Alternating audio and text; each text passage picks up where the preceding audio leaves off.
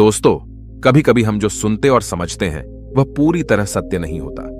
आपने कई महापुरुषों की बातें सुनी होंगी, कई बुद्धिमानी पुरुषों और गुरुदेवों की बातें सुनी होंगी। उनका कहना यह होता है कि संसारिक जीवन मोह और माया से भरा हुआ है।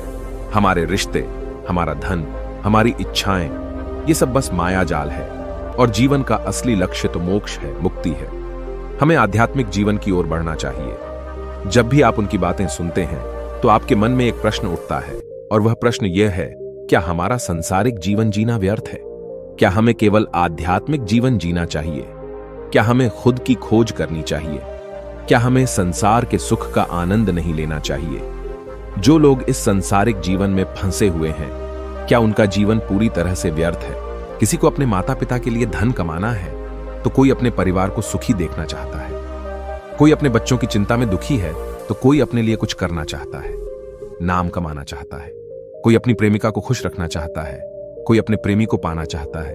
कोई बड़ा आदमी बनना चाहता है तो कोई राज करना चाहता है, कोई साधारण जीवन जीना चाहता है। इसी प्रकार हम सभी के तरह तरह के सपने हैं, तरह तरह के विचार हैं। हम सभी को अपने जीवन में कुछ ना कुछ तो चाहिए ही, परंतु ये सभी बुद्ध पुरुष जब हमारे सामने आते हैं तो हमारे इन सपनों को तोड़ मरोड़ के रख देते हैं। जब कहते हैं कि संसारिक जीवन व्यर्थ है और खुद को जानो, खुद को पहचानो, आध्यात्मिकता की राह पर चलो, तब उस वक्त हमारे मन में, हमारे मस्तिष्क में तरह तरह के विचार उत्पन्न होने लगते हैं। तब हमें यह समझ नहीं आता कि आखिर हम संसारिक जीवन जिए या फिर आध्यात्मिक जीवन। आखिर हम क्या करें? आपके साथ भी कभी ना कभी ऐसा तो हुआ ही होगा। क्या आपके भी मन में ऐसे कोई प्रश्न हैं तो आप हमें कमेंट में जरूर बताइएगा। चलिए आगे बढ़ते हैं और इसके पीछे की वास्तविकता को जानते हैं, और इन सब के बीच हमें जीवन में संतुष्टि कैसे मिलेगी, हम पूरी तरह से खुश कैसे रह सकते हैं। क्या हमें सब कुछ छोड़कर एक बौद्ध भिक्षु की तरह सब कुछ त्याग कर आनंद मिलेगा?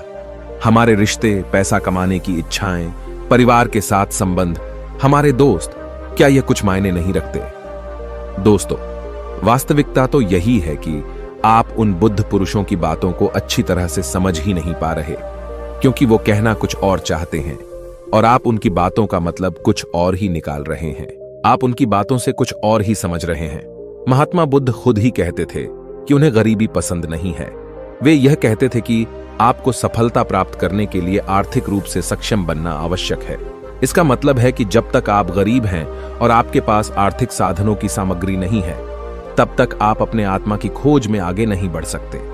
और ठीक उसी के विपरीत संपन्नता और अमीर होना भी आपके आध्यात्मिक मार्ग की बाधा बन जाती है। कई महापुरुषों ने, कई बौद्ध पुरुषों ने अपनी बातें बहुत ही सीधी और सरल भाषा में कही है, लेकिन हम सभी उन बातों का अर्थ कुछ और ही निकाल बैठते हैं। हम सभी उनकी बातों को समझ नहीं पाते, क्योंकि उनकी बातें रोजमर्रा की जिंदगी से बिल्कुल अलग होती है। वे लोग कहना तो कुछ और चाहते हैं, लेकिन हम में से ज्यादातर लोग उनकी बातों का मतलब कुछ और ही निकाल लेते हैं और उसे अपने जीवन में उतारकर हम अपना पूरा जीवन पूरी तरह से बर्बाद कर लेते हैं। चलिए इसे कहानी के माध्यम से समझते हैं। एक बार की बात है, महात्मा बुद्ध नगर वासियों को उपदेश दे रहे थे।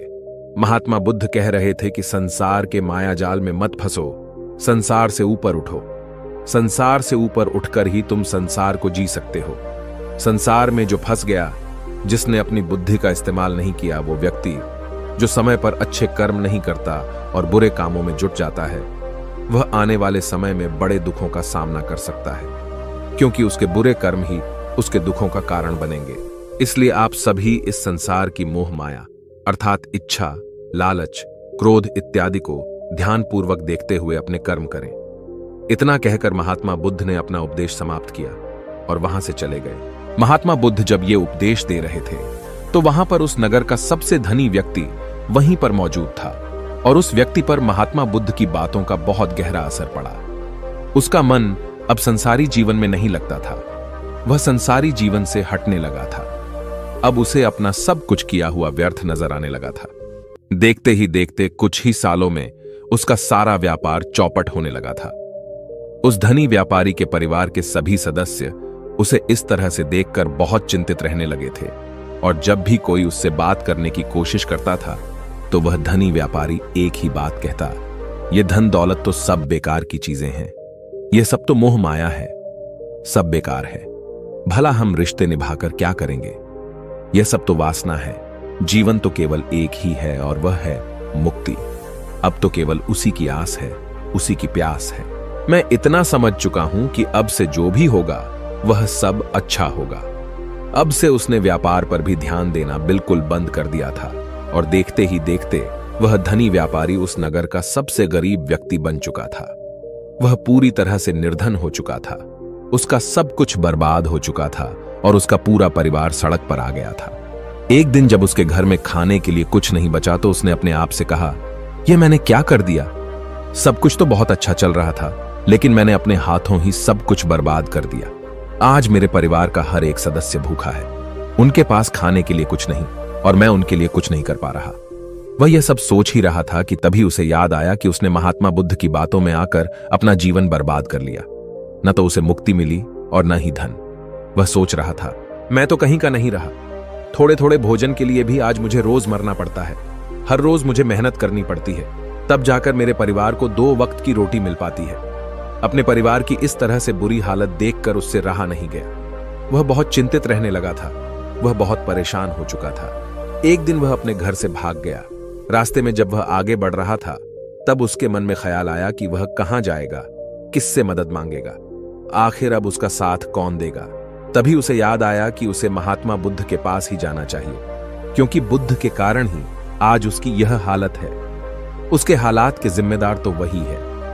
मैं तो सीधा सीधा अपने मार्ग पर जा रहा था, लगातार अपने व्यापार में उन्नति कर रहा था। लेकिन जब से मैंने उनकी बातें सुनी तब से मेरा मन विचलित हो गया। मुझे समझ नहीं आया कि मैं जो जीवन जी रहा हूं क्या वह सत्य है, या फिर जो वह जीवन जी रहे वह सत्य है। उनकी चिकनी चुपड़ी बातों में आकर मैंने अपना सब कुछ बर्बाद कर दिया। मेरे हालात के जिम्मेदार तो वही हैं, इसलिए मुझे उनके पास ही जाना चाहिए। अपने मन में क्रोध लिए 2 दिनों की लंबी यात्रा करके महात्मा बुद्ध के पास पहुंचा और क्रोध में आकर महात्मा बुद्ध से कहता है, हे बुद्ध, आपको कोई ज्ञान नहीं, न ही आपने सत्य की प्राप्ति की है। आप तो केवल भोले भाले लोगों को फंसाना जानते हैं। अपनी चिकनी छुपड़ी बातों में उन्हें बहलाना जानते हैं। आप लोगों के सीधे पर का फायदा उठाकर अपनी प्रसिद्धि और अपनी प्रशंसा करवाते हैं। आप हमें ऐसे सपने दिखाते हैं जो कभी पूरे नहीं हो सकते। मैं भी ऐसा ही एक सीधा साधा व्यक्ति था और मैं उस नगर का सबसे बड़ा धनी व्यक्ति था। आपसे मिलने से पहले सब कुछ ठीक चल रहा था। मेरे पास धन की कोई कमी नहीं थी, सारे ऐशो आराम थे, सारी सुख सुविधाएं थीं। लेकिन जब से मैंने आपका उपदेश सुना, मैं आपसे इतना प्रभावित हो गया कि मैंने आपकी बातों को ही मानना शुरू कर दिया और वो सारी चीजें छोड़ दी जो मुझे संसारी जीवन से जोड़ती थीं। अर्थात संसार की सारी मोहमाया मैंने त्याग दी और आज देखिए आपकी वजह से मेरा पूरा परिवार भिखारी बन चुका है। वह छोटी सी कुटिया में रहता है, यहां तक कि रोज के खाने के लिए भी हमें तिल तिल मरना पड़ता है। आपकी वजह से मैं पूरी तरह से बर्बाद हो चुका हूं। उस व्यक्ति के इतना कहने के बाद महात्मा बुद्ध शांति से मुस्कुराते हुए उस व्यक्ति से कहते हैं, आखिर तुम्हारे साथ क्या हुआ है और तुमने मेरी बातों का क्या मतलब निकाला? इस पर वह व्यक्ति महात्मा बुद्ध को सारी बातें बता देता है। आप कहते हैं कि धन दौलत की इच्छा करना, ये कामना, ये वासना से बुरी है। आप सांसारिक जीवन को बुरा कहते हैं और खुद इस संसार में आकर भिक्षा मांगते हैं। आप आध्यात्मिक जीवन को अच्छा बताते हैं, किंतु मेरा एक प्रश्न है, इस आध्यात्मिक जीवन से हमें क्या मिलता है? इससे हमें क्या लाभ? आपने कहा था कि हमें आध्यात्मिक जीवन से सुख प्राप्त होता है, लेकिन मैंने तो जब से आध्यात्मिक जीवन अपनाया है तब से मुझे केवल दुख ही दुख मिला है। यहां तक कि मेरे पास जो कुछ भी था वह भी सब मैं खो बैठा हूं। आप लोगों को झूठा सुख दिखाकर उन्हें अंधकार में ढकेल देते हैं। क्या यह वास्तविकता नहीं है? इस पर महात्मा बुद्ध मुस्कुराते हुए उस व्यक्ति से कहते हैं, बेटा, तुम बहुत दूर से आए हो, अभी तुम विश्राम कर। रात को आकर मैं तुम्हें तुम्हारे सभी प्रश्नों का जवाब दे दूंगा। पहले तो उस व्यक्ति ने इनकार किया, लेकिन महात्मा बुद्ध के आग्रह पर वह व्यक्ति महात्मा बुद्ध की बात मान गया और आश्रम में जाकर विश्राम करने लगा। रात्रि के बाद महात्मा बुद्ध उस व्यक्ति के पास आए और कहा, बेटा, मैंने एक व्यक्ति की बात सुनी। वह कह रहा था कि एक हाथी हवा में उड़ रहा था और वह अपने पर तेजी से मारता हुआ हवा में चला जा रहा था। उसने तो यह भी देखा कि एक बड़ी मछली अपने पैरों से जमीन पर चल रही थी और एक कुत्ता समुद्र की गहराइयों में सांस ले रहा था। इतना कहकर महात्मा बुद्ध शांत हो गए। वो व्यक्ति महात्मा बुद्ध की सारी बातें सुनकर महात्मा बुद्ध से कहता है, हे तथागत, उसके आगे क्या हुआ? आखिर आप चुप क्यों हो गए? तभी महात्मा बुद्ध उस व्यक्ति को समझाते हुए कहते हैं, बेटा, क्या तुम्हें लगता है कि ऐसा वास्तव में हो सकता है? इस पर व्यक्ति जवाब देते हुए कहता है, बुद्ध, अगर आप कह रहे हैं तो यह अवश्य ही सच होगा, क्योंकि आप इतने बड़े ज्ञानी हैं। आपने सत्य की प्राप्ति की है, तो आपके मुख से निकला हुआ हर एक शब्द तो सत्य ही होगा। तभी महात्मा बुद्ध मुस्कुराते हुए उस व्यक्ति से कहते हैं, बेटा, क्या तुमने कभी पहले ऐसा कभी होते हुए देखा है? क्या तुमने कभी किसी हाथी को देखा है जो पर के साथ हवा में तेजी से उड़ता जा रहा हो? इसके जवाब में वह व्यक्ति कहता है, तथागत, मैंने तो कभी नहीं देखा। तभी महात्मा बुद्ध कहते हैं, तुमने मुझसे प्रश्न क्यों नहीं किया कि आखिर वह हाथी आकाश में कैसे उड़ सकता है? इसके जवाब में व्यक्ति कहता है, हे तथागत, आपके मुख से सुनकर मुझे ऐसा लगा कि मानो वह सत्य हो, और आप कह रहे हैं तो यह सत्य ही होगा, इसलिए मैंने आपसे एक भी बार प्रश्न नहीं किया। तभी महात्मा बुद्ध उस व्यक्ति को समझाते हुए कहते थे, कभी किसी की बातों पर मत जाना, बल्कि खुद विचार करो। स्वयं सोचो कि उस बात में कितनी सच्चाई है। जो व्यक्ति कह रहा है, क्या वह सच है?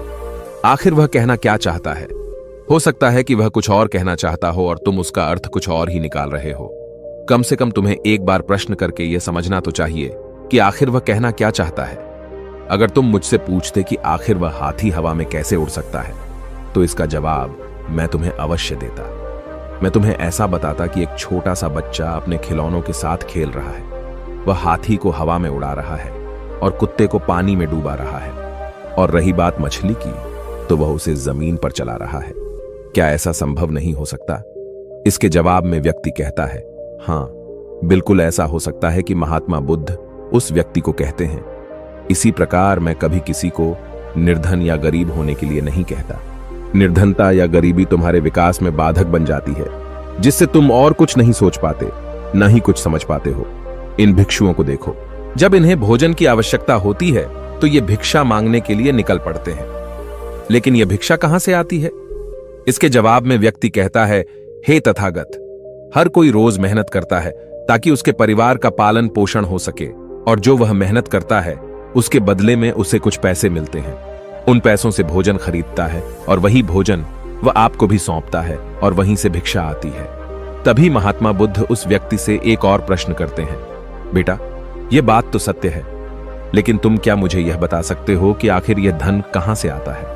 इसका जवाब देते हुए व्यक्ति कहता है, हे तथागत, धन तो सभी लोग अर्जित करते हैं, सभी कमाते हैं। तभी महात्मा बुद्ध इस व्यक्ति को समझाते हुए कहते हैं, ठीक इसी प्रकार दुनिया में यदि हर कोई भिक्षा मांगने लग जाए तो आखिर भोजन कहां से आएगा? अनाज कौन उगाएगा? व्यापार कौन करेगा? और लोगों की रक्षा के लिए धन कहां से इकट्ठा होगा? लोगों की जरूरतें कैसे पूरी होगी? यह सुनकर व्यक्ति थोड़ा सा अचरज में पड़ गया और महात्मा बुद्ध से कहता है, किंतु हे तथागत, आप ही तो कहते हैं कि मनुष्य की इच्छा, कामना और वासना, लालच और क्रोध, ये सभी मनुष्य के विकार हैं और हमें इनसे दूर रहना चाहिए, तभी वह आत्मज्ञानी कहलाता है। तभी महात्मा बुद्ध कहते हैं, बेटा, मैं तो अभी भी यही कह रहा हूं कि मनुष्य को इन सब चीजों से दूर रहना चाहिए।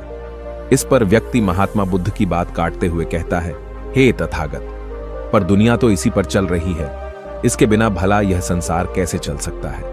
हर किसी को पैसों की जरूरत है, बिना पैसों के वह अपने परिवार को नहीं चला सकता, वह अपने परिवार का पालन पोषण नहीं कर सकता, वह अपने परिवार के लिए भोजन नहीं ला सकता, और यदि वह पैसे नहीं कमाएगा तो वह भूखा मर जाएगा। तभी महात्मा बुद्ध कहते हैं, बेटा, यह संसार इन चीजों से नहीं चल रहा, इन चीजों से बिगड़ रहा है। इस पर व्यक्ति कहता है, हे तथागत, आखिर आप क्या कहना चाहते हैं?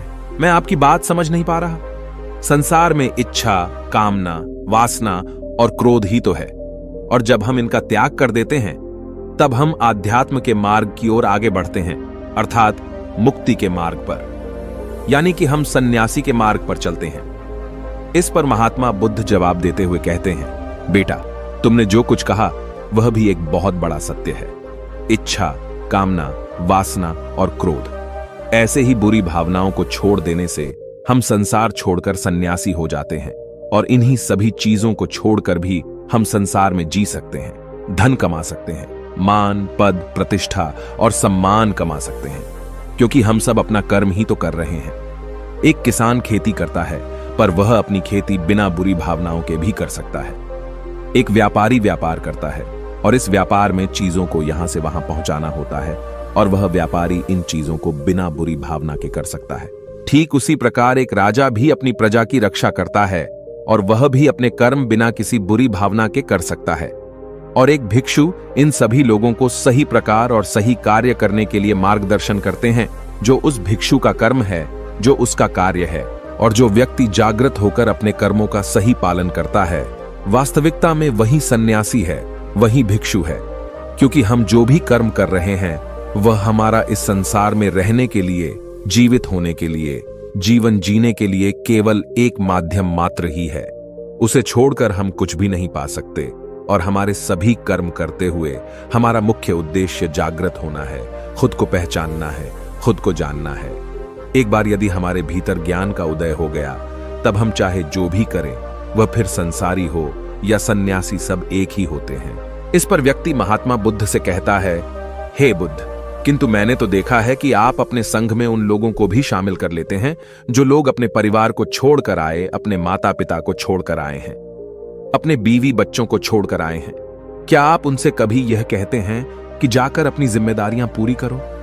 जाओ, अपनी जिम्मेदारियां संभालो और धन कमाओ और वहीं पर रहकर तुम आत्मज्ञान प्राप्त करो। उस व्यक्ति के प्रश्न का जवाब देते हुए महात्मा बुद्ध कहते हैं, भक्ति, क्या तुम शांति को हवा में उड़ा सकते हो? इसके जवाब में वह व्यक्ति कहता है, नहीं, मैं नहीं उड़ा सकता। तभी महात्मा बुद्ध कहते हैं, केवल एक बच्चा ही हाथी को हवा में उड़ा सकता है। ठीक उसी प्रकार जिस व्यक्ति को जो बनना है वह तो वह बनकर ही रहेगा। जैसे किसी व्यक्ति को राजा बनना है तो वह राजा बनेगा, किसी व्यक्ति को व्यापारी बनना है तो वह व्यापारी बनेगा। ठीक इसी प्रकार यदि किसी व्यक्ति को आत्मज्ञान की प्राप्ति करनी है तो उसे सब कुछ तो त्यागना ही होगा। आगे महात्मा बुद्ध उस व्यक्ति से कहते हैं, बेटा, क्या तुम सब कुछ छोड़कर आत्मज्ञान के मार्ग पर आगे बढ़ते, या फिर तुम यह सोच रहे थे कि इस रास्ते पर चलकर जीवन आसान हो जाएगा, जो होगा सब अच्छा होगा, सब कुछ अपने आप ही मिलने लगेगा, मुझे तो कुछ करने की आवश्यकता ही नहीं पड़ेगी, सारे दुख दर्द सब कुछ समाप्त हो जाएगा और जीवन में चमत्कार होने लगेगा और अंत में मुक्ति भी मिल जाएगी। महात्मा बुद्ध की यह बात सुनकर उस व्यक्ति को अपनी गलती का एहसास हो गया। पदोन्नति महात्मा बुद्ध के चरणों में गिर पड़ा और कहने लगा, हे तथागत, आप सत्य कहते हैं। मैंने तो कुछ ऐसा ही सोचा था, क्योंकि मेरा व्यापार सही नहीं चल रहा था तो मुझे लगा कि सब कुछ छोड़कर सब मिल जाएगा, मुझे कुछ करने की आवश्यकता ही नहीं पड़ेगी और मेरे सारे दुख दर्द हमेशा हमेशा के लिए खत्म हो जाएंगे और मैं आत्मज्ञान भी प्राप्त कर पाऊंगा। तभी महात्मा बुद्ध उस व्यक्ति से कहते हैं, बेटा, भिक्षु हो जाना कोई आसान बात नहीं है, इसके लिए सब कुछ त्यागना पड़ता है। एक एक चीज जिसे तुम बहुत प्रेम करते हो, वह सारी चीजें तुमसे एक एक करके दूर हो जाती हैं। तो क्या तुम भिक्षु बनने के लिए तैयार हो? क्या तुम सब कुछ छोड़कर आध्यात्म के मार्ग में आगे बढ़ना चाहते हो? इसके जवाब में व्यक्ति कहता है, हे तथागत, मुझे मेरी गलती का एहसास हो चुका है, मुझे भिक्षु नहीं बनना, मैं तो व्यापारी ही ठीक हूं, मैं तो अपने संसारी जीवन में ही ठीक हूं। परंतु अब भी मेरे मन में एक प्रश्न शेष बचा है, अगर आपकी आज्ञा हो तो वह प्रश्न भी मैं आपसे पूछना चाहूंगा। तभी महात्मा बुद्ध उसे आज्ञा देते हैं। इस पर व्यक्ति कहता है, हे तथागत, आप ही तो कहते हैं कि धन नहीं कमाना चाहिए। पद, प्रतिष्ठा, अहंकार हमें दुख की ओर ले जाते हैं और संसार में यही तो है और क्या है। यदि हमें संसारी जीवन जीना है तो हमें यह सब तो करना ही पड़ेगा। तभी महात्मा बुद्ध मुस्कुराते हुए उस व्यक्ति से कहते हैं, क्या तुम्हें भूख लगी है? इस पर व्यक्ति कहता है, हां तथागत, मुझे बहुत भूख लगी है। तभी महात्मा बुद्ध उस व्यक्ति को भोजन करवाते हैं। उसे भरपेट भोजन खिलाने के बाद महात्मा बुद्ध उस व्यक्ति से कहते हैं, लो और खाओ, ये सब तुम्हारे लिए ही है। इसके जवाब में वह व्यक्ति कहता है, तथागत, मैं पहले ही बहुत ज्यादा खा चुका हूं, अब मुझसे और नहीं खाया जाएगा। मेरे पेट में अब थोड़ी भी जगह नहीं रह गई है। यदि मैंने और अधिक खाया तो मेरा पेट दर्द करने लग जाएगा और फिर मुझे तरह तरह की परेशानियां होने लगेंगी, मैं परेशान हो जाऊंगा। तभी महात्मा बुद्ध मुस्कुराते हुए उस व्यक्ति से कहते हैं, बेटा, मैं भी तो तुम्हें यही समझाने का प्रयास कर रहा हूं कि जितनी जरूरत है उतना ही खाओ, उतना ही धन कमा जितने की तुम्हें आवश्यकता है, क्योंकि हर चीज जब हद से ज्यादा हो जाती है तो वह नुकसान जरूर पहुंचाती है। फिर वह चाहे धन हो, चाहे इच्छा, चाहे लालच या फिर कामना या वासना। सब कुछ हद से ज्यादा आपको नुकसान ही पहुंचाएगा और यह सब आपको केवल दुख ही देंगे। इसलिए इन्हें नियंत्रण में रखना चाहिए। जितने की हमें आवश्यकता है उतना ही हमें चाहिए, और जब आप इसे नियंत्रण में रखते हैं तो यह कभी आपको दुख नहीं दे पाएगा। आप हमेशा सुखी रहोगे। आ गई। महात्मा बुद्ध उस व्यक्ति से कहते हैं, भर दे। धन कमाना आवश्यक है, क्योंकि धन की कमी नहीं होनी चाहिए, भोजन की कमी नहीं होनी चाहिए।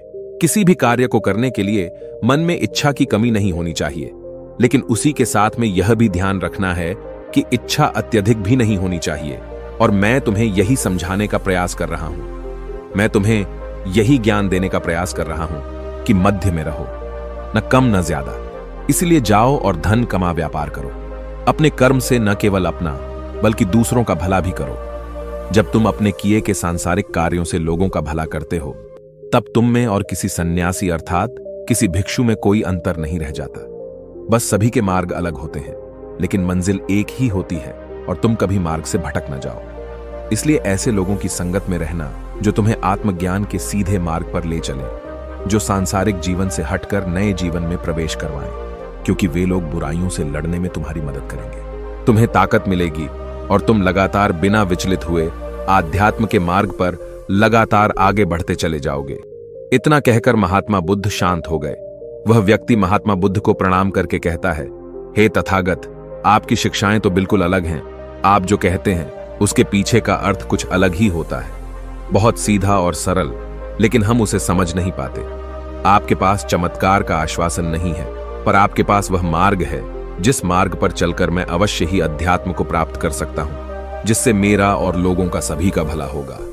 हे तथागत, यह मेरी ही गलती थी कि मैंने आपकी बातों का गलत मतलब निकाला और एक व्यापारी होकर भी मैंने अपने कर्म को छोड़ दिया और यह सोचने लगा कि अब अपने आप ही सब कुछ होगा, सब कुछ अच्छा ही होगा।